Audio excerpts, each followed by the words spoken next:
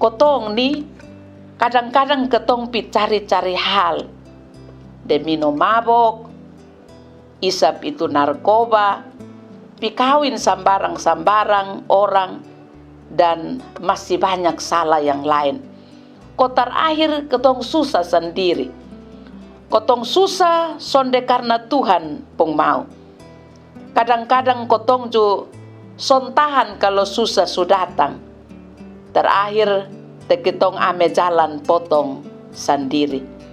Contoh ke bunuh diri dengan cara gantung diri na, buang diri di jambatan na, minum racun, atau kadang ketong stres, kopapoko orang-orang di sekitar kotong, entah itu ketong pung anak, istri, ketong pung saudara.